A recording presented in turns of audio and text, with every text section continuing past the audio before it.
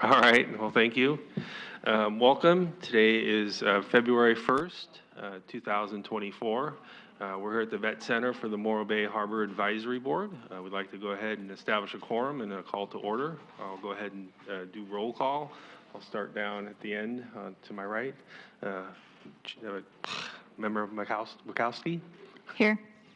Member Green? Here. Member Vale? Here.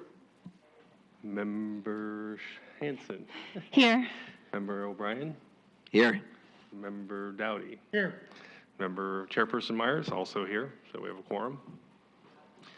So we call to order. With that, we'll move to a moment of silence. Just a lot of crazy things going on in the world today, and we'll just have a moment of silence.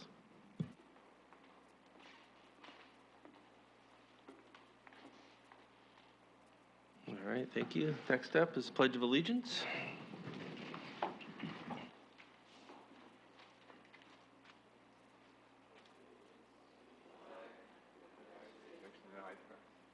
Which is stand, one nation, God, liberty.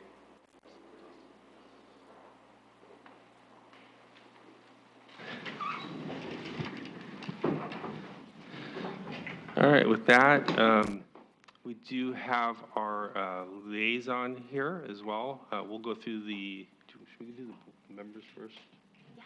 All right, we'll go through the member outreach, and then we'll have our liaison from the City Council speak for a few minutes. Start off, Member Dowdy. Yeah, earlier this morning, I had a boat owner call me up, and he was convinced that his mooring had moved drug during the storm last night. And I tried to explain to him that he has a 5,000-pound block, and he's got about 80 feet of big chain. So no, the mooring block did not drag, just the wind pushed it around. So wherever your boat is not necessarily where the mooring block is. It could be 80 or 100 feet away. So just a heads up. All right, thank you. Member O'Brien. The crab season started a week or so ago, and unfortunately for the crabbers, the weather's been pretty bad, and they only allowed them to put in half of their gear. So they're working for a half a paycheck and getting their butt kicked with the weather. But the the report on the crabs so far has been pretty good. And the price has gone up 80 cents since they opened, so that I know of anyways. But so we're wishing them fair weather and good fishing here for the rest of the season. All right, thank you. Thank you, Chair. My announcements, I have two. Goings on with the Chamber. There's an annual summit, and State of the City will be Carla Wixom addressing that. State of the District by Bruce Gibson, and State of Morro Bay Tourism by Michael Wombolt. That happens on February 21st. There's tickets, and it will be at the Inn at Morro Bay at 11:30 to 1:30. My next announcement is from the schools. The high school baseball team is doing their annual crab feed fundraiser. There's on March 2nd. And they're going to have a silent auction. And one of the silent auction, there's a lot of really good silent auction items. The parents are doing an amazing job at getting some really good items. But there is a 2-evening stay and a gondola ride at Harbor Walk-In. So everybody who can attend, there's going to be tri-tip, crab. It's going to be a really good event to attend. Thank you. All right, thank you. I'll go next to Member Vale. Yeah, it's pretty quiet on my end of the waterfront. The museum is seeing less and less tourists coming through. The interesting part is this time of year, we're seeing Canadians, and we're seeing Germans, we're seeing people from all over the world stopping in, sticking their head in Morro Bay. They love the place because it's not August. It's quiet, it's sleepy, you can find a place to park, kind of like the old days. And but the museum looks forward to getting some more people in the building for all the obvious reasons we're in business. That's it. All right, thank you. Member Green? What the Planning Commission has been up to and planning-wise in the city of Morro Bay. Council recently approved a conditional use of the new Libertine project, 801 Embarcadero, which is a pretty big deal for the waterfront. And it looks like they have a kind of an expedited construction timeline in mind from what seems to be advertised. Also, at a recent Planning Commission meeting, there was a conceptual plan review of the old Kayak Horizons building, which is an extension of the Gray's Inn that's being proposed. That was held at the Planning Commission level, and they provided some feedback and are continuing to work with the applicant, who will likely come forward in the coming months with a slightly revised plan that considers some of the Planning Commission recommendations. This coming Tuesday at the Planning Commission, there's an interesting project, the Quonset Hut on Main Street near Beach Street. There's a proposed 10-room hotel that saves the Quonset Hut structure, which is pretty interesting. People who are interested in the planning process and or historical preservation might consider coming out or at least reviewing the Planning Commission agenda for this coming Tuesday. It seems to fall kind of in line with what the Planning Commission has talked about a lot recently regarding the value of historical artifacts, including some stuff on the waterfront. I know the Dutchman's project, they saved some historical elements. So it seems to be something that the Planning Commission is focused on in recent months. And then I don't know any details on this. I just saw this in the Slow Tribune. I was wondering if maybe Ted or Scott Graham or someone might be involved, or if anyone else knows. But it does appear the headline basically says how could land near Morro Rock and the power plant be used? Cal Poly students take on a design challenge. So I'm not sure if that's independent of the city of Morro Bay or in conjunction with staffers, but that could be an interesting process as we watch that play out. That's it. All right, thank you, Member Green. Member Witowski? Yeah, my update is that summer activity signups are starting in Morro Bay. The first that I'm aware of is next Sunday, February 11th, Little Guards, which is a great, smaller than junior lifeguards program for the younger kids, which takes place at Widow Walls. So start signing up, kids. All right, thank you. My announcements sort of pale on that. Most of my time on this have been focused on the leasing activity. I can't really go into too much detail on that other than, Pat Echo, we've made some pretty good progress. The report is off to staff, and we're going to meet with staff in March just because of a timing perspective, and then we expect to bring it back finally to the HAB and the CFAC in the April meeting. So excited about that. AGP, I don't know if there's anything you can do about the sound. Maybe try to. Yeah, so that ends our member announcements. Thank you, Sean. Next up, I'd like to bring Zara, council members, to the front to do a little speech. Yikes. Hello. I want to start by, we have a full house today. I think this is a rare thing with everyone here. It's nice to see you all. And I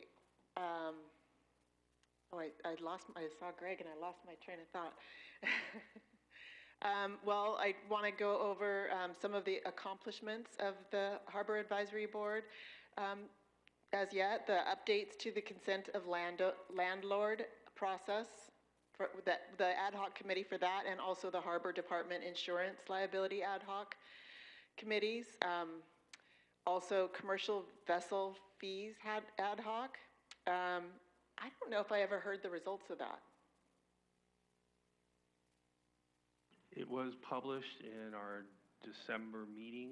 We actually have a small update today, a little bit further down the agenda. Oh, good. Oh, good. Yeah, so went back to Ted. The Harbor Advisory Board review of the council goals for 2023-2024. And let's see, we also you're still working on on the budget and financing and marine services, and hopefully, I guess the paid parking now at this point is just the rock. Otherwise, I hope we're done with that. I'm looking forward to potential direction, the potential direction for council for the waterfront master plan. These are like joint meetings, I think we've talked about. Waterfront master plan with planning department, paid parking, and revising the marine service in light of the new fixture mix of vessels using the harbor. And I think that's it, unless we come up with anything else. I mean, we have so much going on down there with the offshore wind potential and other things, so who knows? But yeah, I just also want to say how much I appreciate all your work volunteering, and yeah, you're all very much appreciated. Well, thank you very much. I don't know if you'd be entertain a few questions. Yeah, I have a question. I was at the city council meeting the other Tuesday, and I left, and I didn't get to hear the final outcome. And then I know Sean mentioned that the plans were expedited. So I was just wondering, was there a truncated I don't think they were expedited. I mean, they might have accelerated the timelines where they have to. Is that what you meant?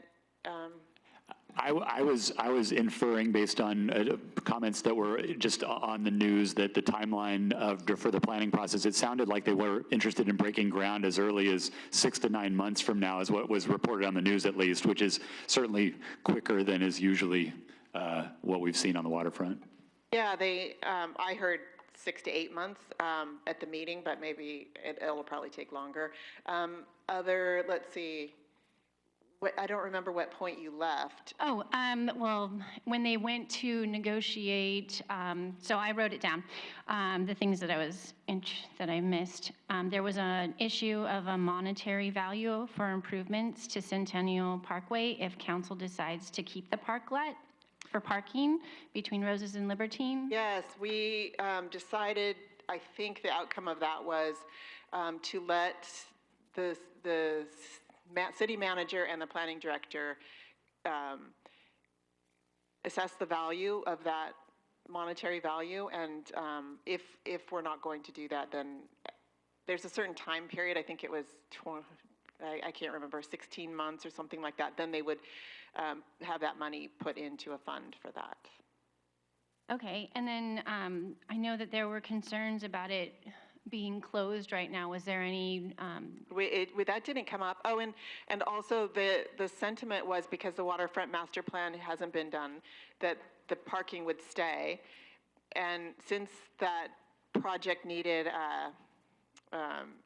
was using extra, encroaching into the parking lot, they decided to not lose all parking there. They're going to have parallel parking for handicap right there. Okay, thank you so much. Sense? I appreciate it. I missed it, and I just haven't had a chance to watch the thing. Yeah, it was a long meeting. Yeah. Yes, thank you. Uh-huh. Anybody Anything else else? have questions for? I appreciate, and I'm sure the rest of the board appreciates, when our liaisons attend our meetings. It does matter, and it's not always the case, and we appreciate that you attend and stay tuned in.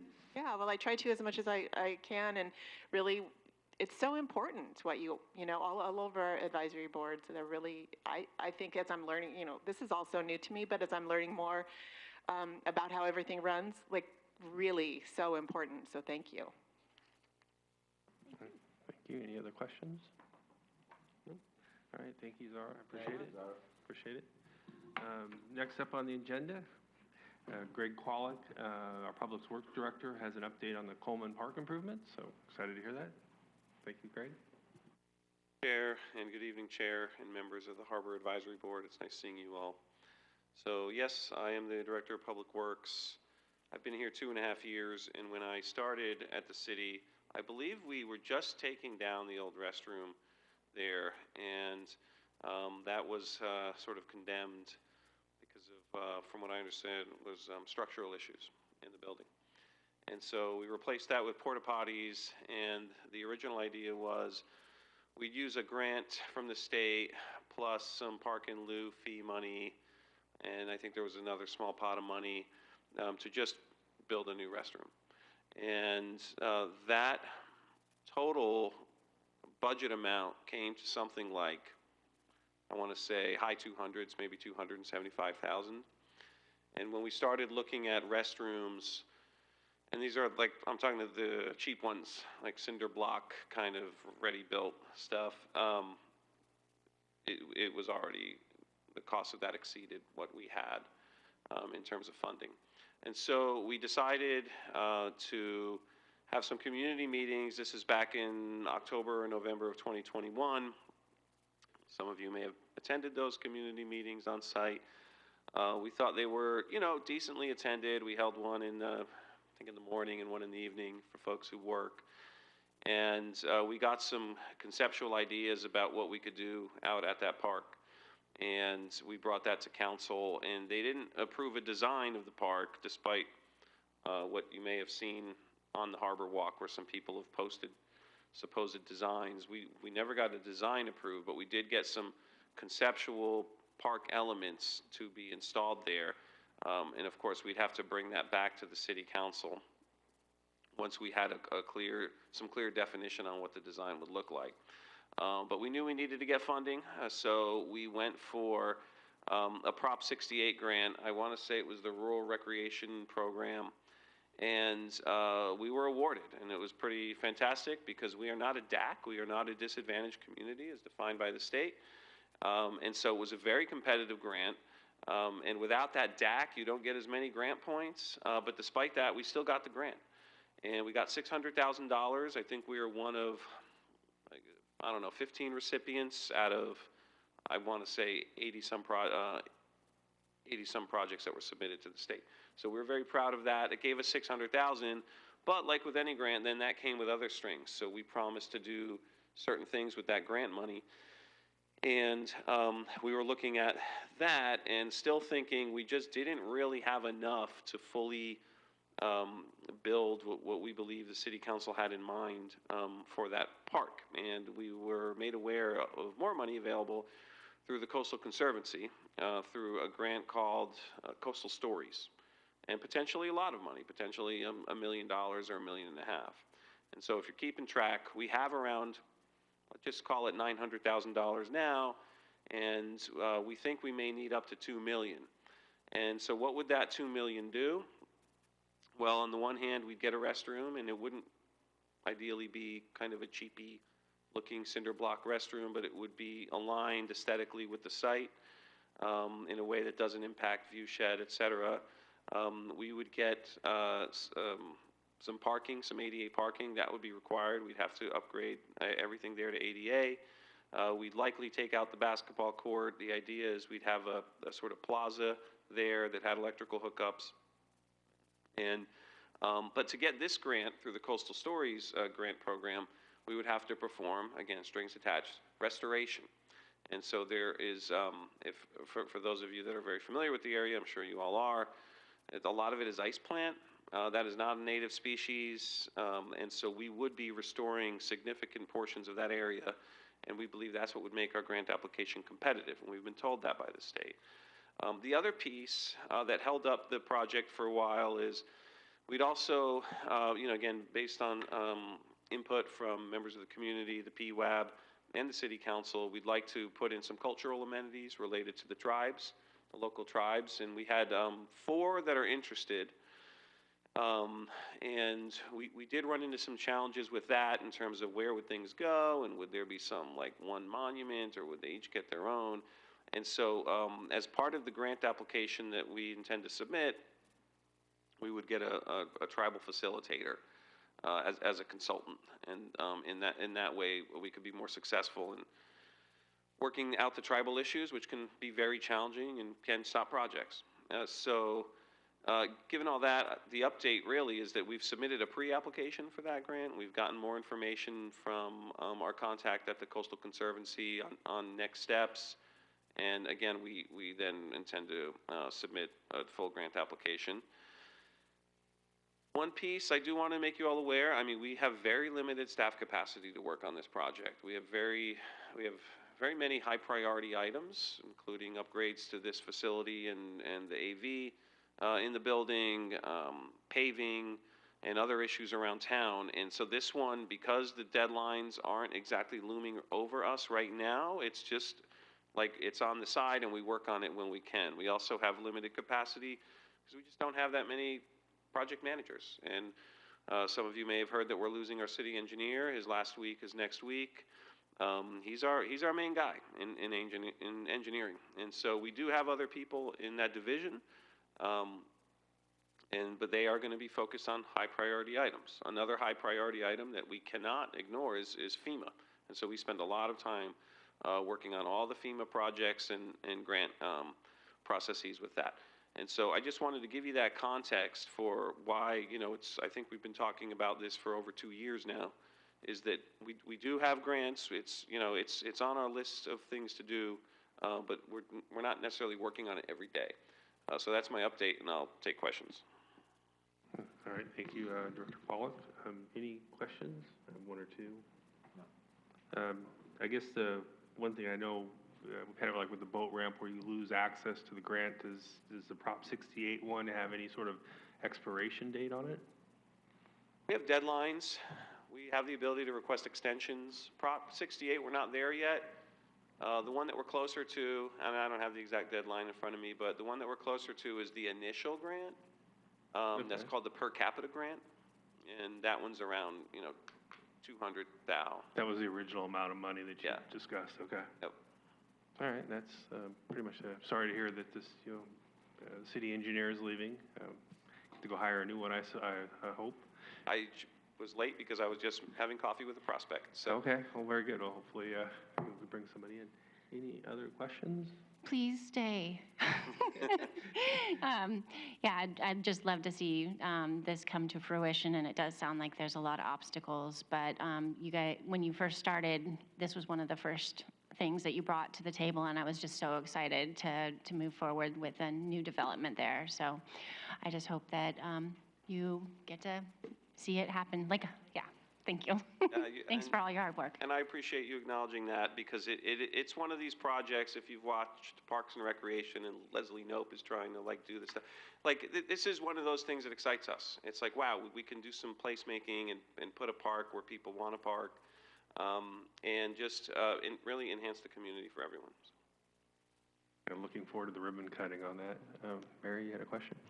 Yeah, I was just interested, for me, spending, maybe $2 million and then ending up with more native plants and a plaque or statue, but no basketball court, maybe seems like something that people might have feedback about. And so I was wondering what the next stage in your plans to bring the final design and to get community feedback on would be. Great question, and I'll say that what we'd likely do in terms of process is a preliminary design, not a full design, and we bring that to not only City Council but the PWAB. We could also bring it to the HAB, since we may also bring it to Rec and Parks Commission. And I do want to comment, it sounds like a lot of money, $2 million for ADA parking lot and restrooms. I mean, it's kind of not. One thing I would note is that those, if you're walking in the dunes near Coleman Beach or Mother's Beach, whatever your preferred name for that beach is, where we have that dirt parking lot right across from Vistra, if you're walking in the dunes that are adjacent to that, you'll see these utility vaults. If you haven't seen this, go there. Anyone know what those are? I know Zara does. They are the old intakes for the old desalination plant. And so, that's the sort of thing that we would have to abandon, and as part of the restoration, we'd have to abandon those facilities and then kind of hide them. And so some of this work, it's probably going to be more than pulling out ice plant. There might be some engineering involved as well. And again, the cultural aspects, actually, we anticipate eating up a lot of the budget. The vision is not so much to have a plaque. I know the Filipino group has a plaque now that they like very much. And by the way, I could talk all day about this, but so stop me if I'm boring you guys. But the Filipino group has a small rock with a plaque on it. In order to view the plaque, if there's 2 or 3 people there, you actually have to stand in the bike lane. You can't. There's not enough space where that plaque is, and that is a danger considering people are roaring down on e-bikes, and it's just not really a great situation. And so we'd like, and the Filipino group is one of the tribal groups that we would be having discussions about some sort of cultural installation there. But the concept is not that there's a plaque, but more a cultural space where the tribal groups and the Filipino group can actually come and celebrate their histories and cultures, maybe a seating area or something like that. There might be a real monument, and some of this stuff, costs money, and so, it's very conceivable that a call for artists might, require a $100,000 art installation or something, or 2 or 3 of them, and so you can see how $2 million just on one piece of it, the cost can go up really high. So again, we don't know yet. We might have to scale down because we don't have enough money, and I also would like to propose a very good-looking restroom rather than the cinder block style ones that we have now, which is going to, just that could be 600,000 or more. So I have a couple quick questions. With the Coastal Stories grant, are jurisdictions like ours sort of incentivized to pick a lane or pick a path on a type of story, or is the more the merrier, in which case perhaps there's a sort of a symbiotic opportunity with storytelling indigenous tribes where there's a cost share? Good question, and you're right to make the connection between the Coastal Stories grant and the fact that we're talking to the tribes, because that is what makes us competitive for that grant.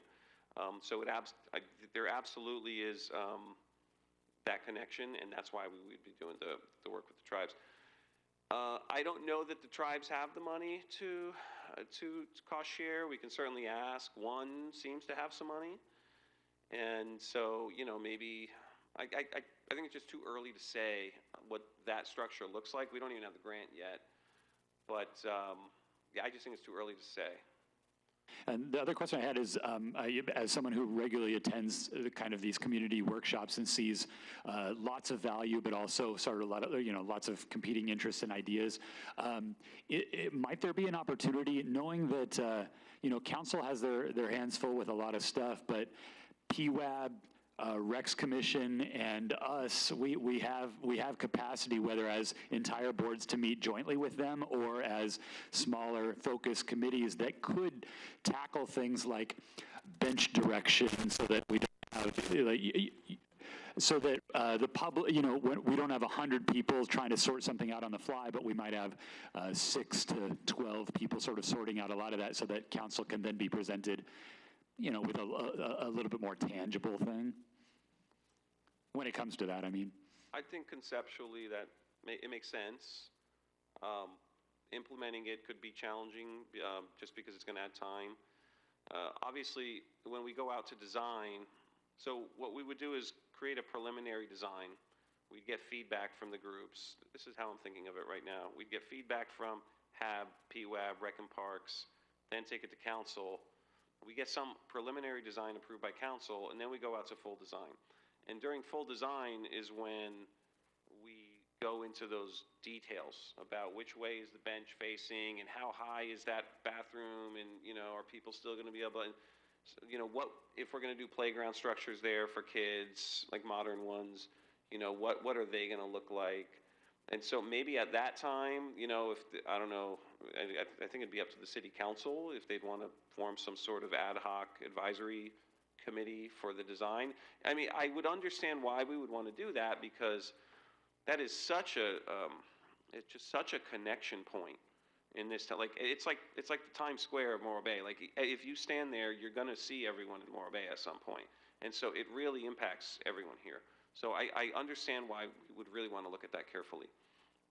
Thank you. All right, thank you. Any other questions? Nope. All right, with that, thank you, Greg. I appreciate your time. Have a wonderful night. Thank you. Thank you. Thank you. Thank you. Let's see, next up on the, public comment. So public comment is available for anybody in the audience wishing to address the HAB that for either not on the agenda or can't stay for the meeting. Go ahead, Bill. Thank you, Chair, and thank you, members. My name is Bill LaFay, President of the Friends of the Morro Bay Harbor Department. Two things I want to share with you is one, our update on the fundraising for the UTV for the beach. We're probably, we got the tentative okay to order it. I'm probably up to about $30,000 right now. And I'm going to do a last push in the next couple weeks. And so we're going to order them, and it's really a done deal because of the community and a lot of the support that we've received from our donors. So I just wanted to give you an update on that. That looks like that's going to be a project that's going to happen. So thank you. The second thing is that the Friends of the Morro Bay Harbor Department is now going to be the nonprofit that's going to handle the witches paddle. So I'm going to take that over and kind of coordinate it with events because it's become so popular and so many people are coming from all over the place that we need to have a little bit more organization. So that's kind of fun news for myself and for the community. And the last thing that the Friends is also a sponsor, I'm surprised you didn't mention this, Gene, is the Good, Bad, and the Ugly. Is that the name of it? They are having their surf contest the 14th, 15th, and 16th. And the Friends is one of the main sponsors of that also. So I just want to have people put that in their calendar to come out and watch that surf contest. Okay, thank you. Thank you, Bill. Thanks, Bill. Thank you, Bill. Anybody else in the audience want to do public comment? AGP, is there anybody on the phone? No one on Zoom. No one with their hand up. You gotta get that in. Thank you, AGP. With that, next we'll move to the consent calendar. We have just the Harbor Department status report. Unfortunately, the Harbor Director is not here, so could somebody want to put a motion to approve the consent calendar? I had a question on the report. Oh, yes, go ahead, sorry. Yeah, maybe Lori can answer.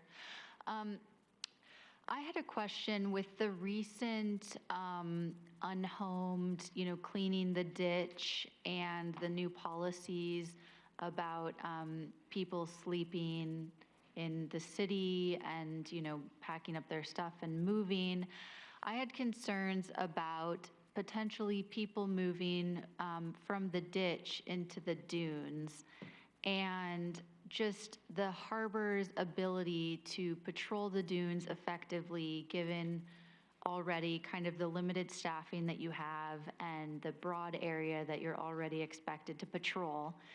I personally, as a mother, would rather have people in the dunes doing what they do than potentially not feel safe, having people in the ditch, than not feeling safe letting my kids out of sight in the dunes and wondering what they might come up across or if there are needles or something like that. So I just wanted to check in and see, have you guys seen a migration to the dunes with the new policies that have been put into place?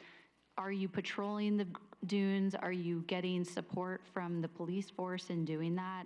And is that something that you're monitoring or have seen issues with?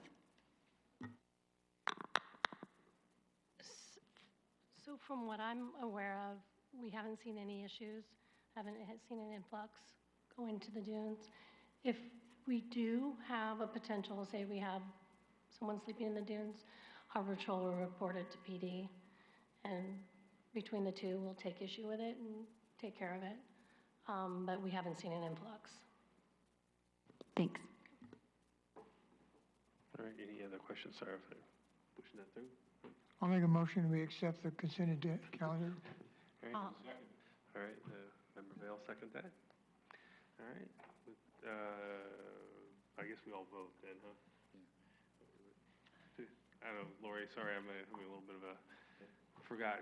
We have a motion and a second. Do we need to vote or is that enough? We need to vote. All right, with that, we'll do the vote. We'll start on that side. Member Dowdy, Aye.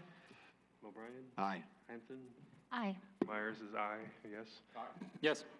Aye. All right, 7-0. And I Alright. just have a quick question. Who seconded the motion? Chris. Thank you. Next up is, public comment on the consent agenda. Oh, AGP, anybody on the Zoom call with their hand up? No, we do not have anyone online. Thank you. With that, we'll move to business item B1, updates on the commercial vessel fee. Do have one minor update. When we met back in December, there was a handful of questions. I don't think we addressed those fully.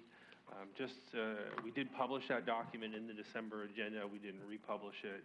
A couple of the questions were, we had a very limited number of harbors that we looked at, and the rationale behind that was the original impetus for the ad hoc was potential vessels coming in because offshore wind, the radar vessels and some of the luxury yachts that came in, should those have a different fee into other harbors, treat them differently.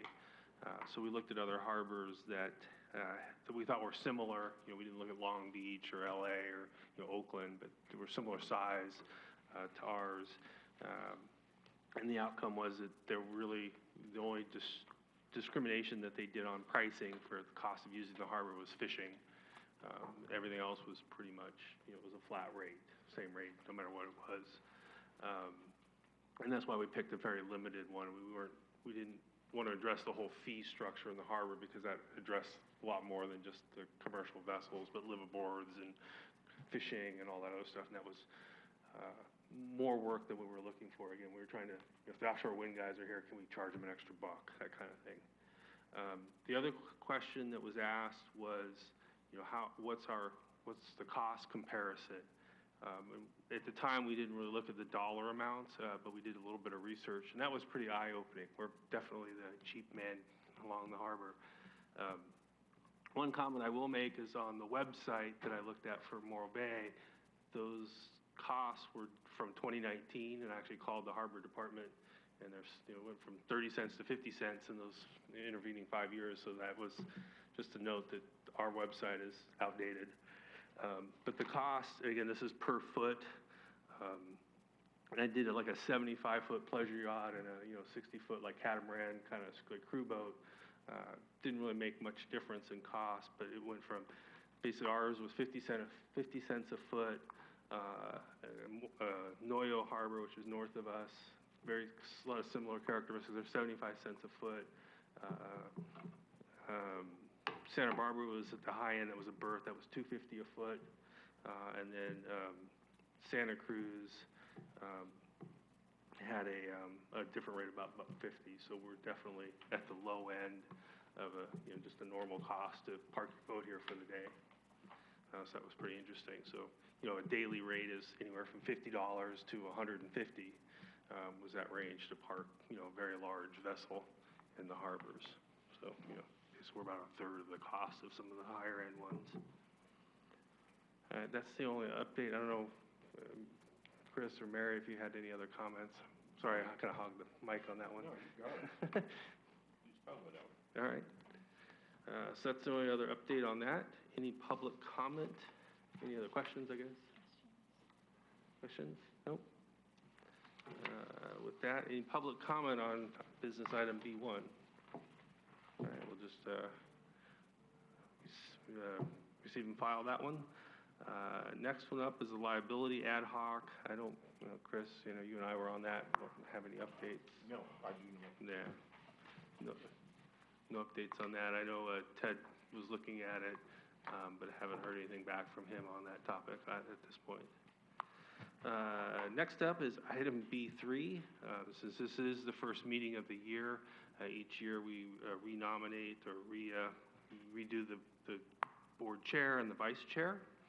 So with that, I'll just do my little spiel. I'm more than happy to continue to do it, but also want to give other people opportunities to be either the chair or the vice chair. So with that, I'll open it up to discussion. Any volunteers? I think so. I nominate Cal for chairman. I second it. He made the motion. I made the motion, I nominated you for chairperson. And it's been seconded. All right, no other And I would nominate Sharice for vice chair, second chair. Second. So, I assume you want to continue to be the vice chair, Sharice? Okay, I accept. All right. so let's finish our first motion. First, do we just do them in one, or do we And have to then be we will separate? do the second one, yeah. All right, so the first motion was the chair. The motion was done by Member Dowdy, second by Member Witowski, and I guess we'll go for the vote. We'll start over with Dowdy. Aye. Aye. Aye. Sure, I'll say aye. I think fresh faces are good, but I also think a 2-year term is reasonable, so aye. Thanks, Sean. Aye. All right, 7-0. So that motion passed. Second one is, who nominated Sharice? I did. Motion was put forth by Vale and was seconded by O'Brien. And then we'll go ahead and vote. We'll start on this side. Mary? Aye. Aye. Aye. Aye. Just doing it right. Aye. Aye. Aye.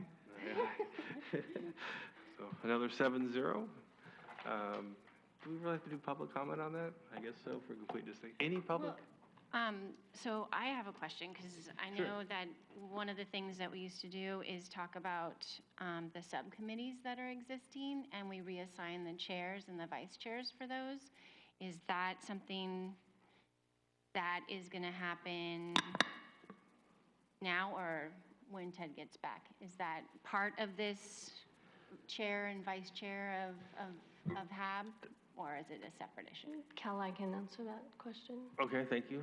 So it was not put on this item. It was taken off this item until the harbor director gets back the next meeting. Okay, so as it stands, any of them that are open are remaining the same way that they have. And we Right. didn't lose anybody, so there's no real, Right. Concern. There was no changeover. okay, got it. Thanks for the lifeline, Lori. I guess I will do the public comment just to be thorough. Any public comment out there? And I'm assuming nobody dialed in, AGP? No public comment on Zoom. Thank you. With that, one of the things that we have done over this course of the last year, we've brought up a handful of future agenda items. One of the things that I've talked to with the vice chair about a little briefly is we can sort of form our own, work on specific topics, not necessarily with the council or the harbor director. We do have to do a little bit more work because we won't have staff time, but if there is something that we feel strongly and vote as a group to do, we are welcome to do that.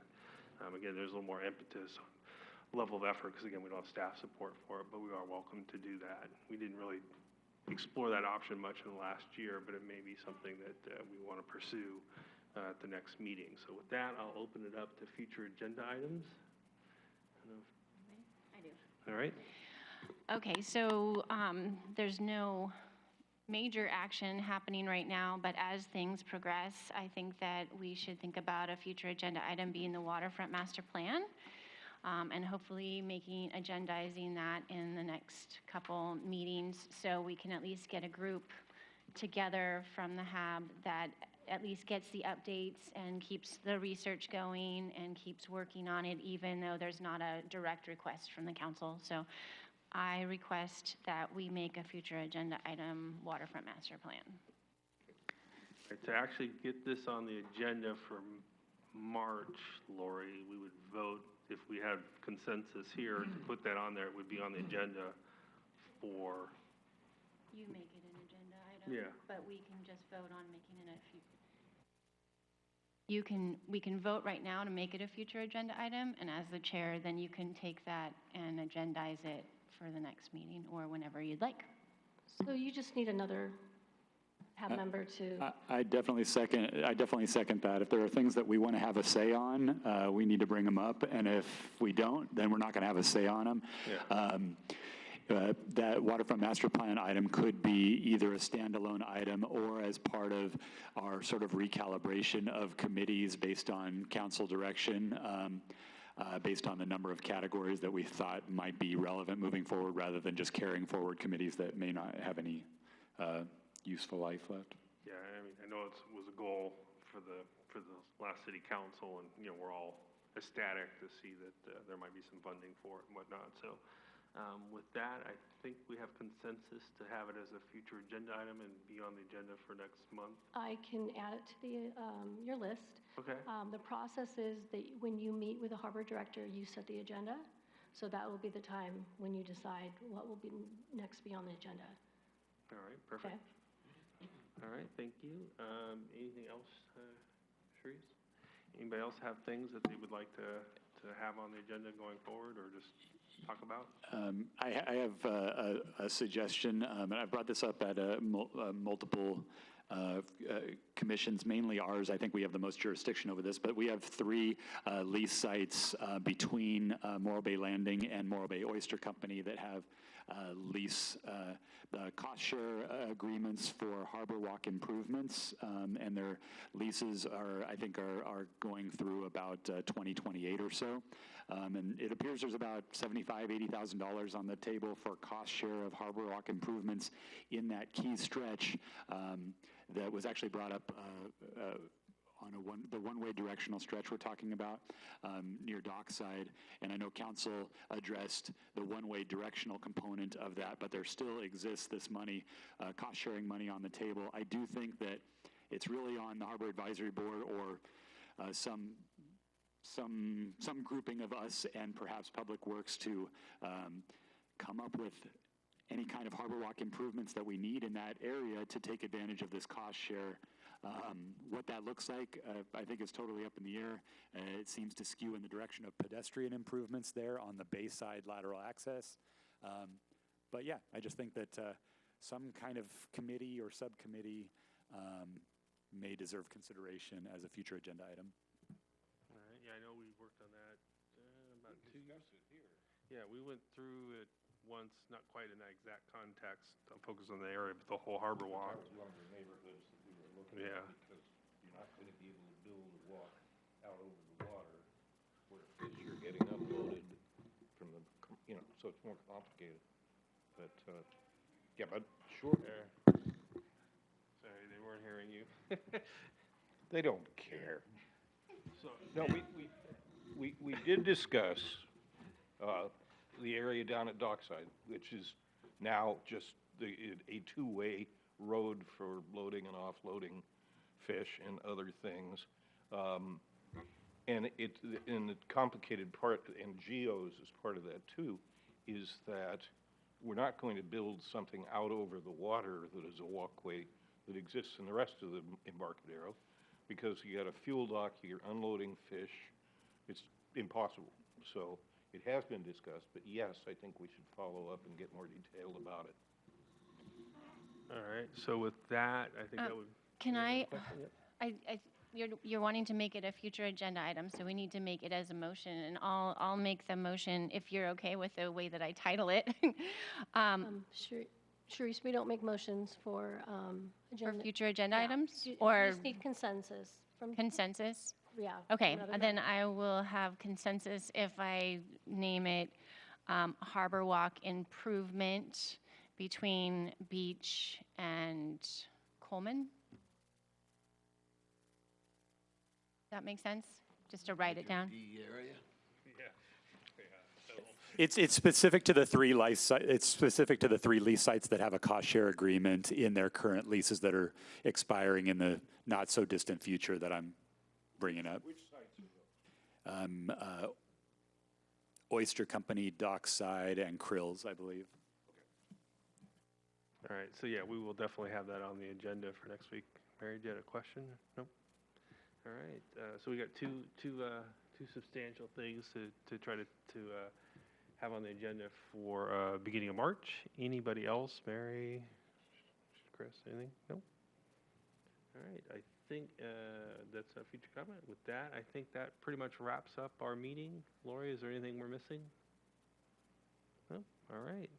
Well, thank you all in the audience for joining, and that concludes the Harbor Advisory Board meeting for February.